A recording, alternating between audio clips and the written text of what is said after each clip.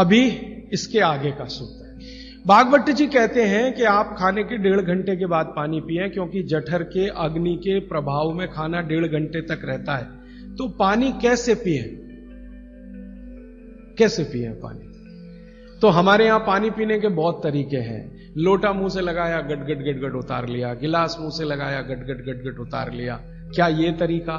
तो भागवत जी कहते हैं नहीं, ये तरीका बिल्कुल गलत है पानी पीने का। वो कहते हैं कि पानी को चुस्कियां ले लेकर पिए, घूंट भर भर के पानी पिए, सिप ले लेकर पानी पिए, ऐसा पानी पीने का नियम। जैसे आप गर्म दूध पीते हैं ना, भागवत जी बिल्कुल उसके समकक्ष रखते हैं कि गर्म दूध आप जैसे पीते हैं एक एक सिप या चुस्की लेकर घूंट भर के, ऐसे ही पानी पिए।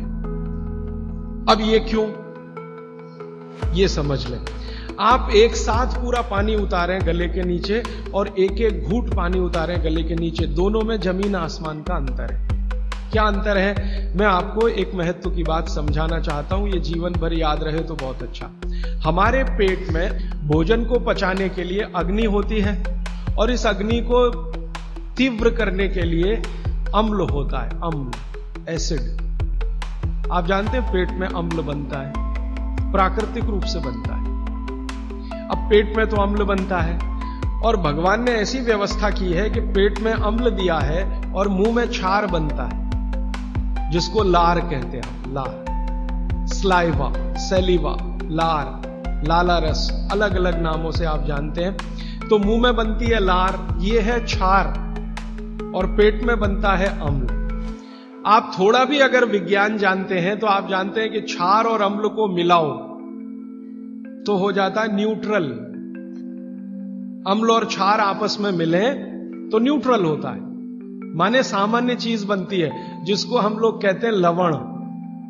एक लवण होता है नमक, वो अलग है, केमिस्ट्री के लवण की बात कर रहा हूं। तो अम्ल और क्षार आपस में मिलते रहे तो न्यूट्रल होते हैं।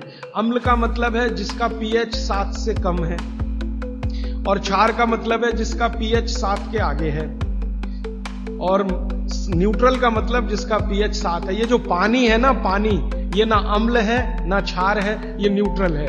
तो भागवत जी कहते हैं कि पेट आपका अक्सर पानी के जैसा रहे तो बढ़िया, और जिनका पेट पानी के जैसा, माने पेट की अम्लता ना बढ़े और पेट का क्षारपन भी ना बढ़े, पीएच 7 के आसपास रहे, तो भागवत जी कहते हैं ऐसे व्यक्ति को 100 से ज्यादा वर्ष जीने की पूरी गारंटी है, बिना एक भी दवा खाए और बिना चिकित्सक के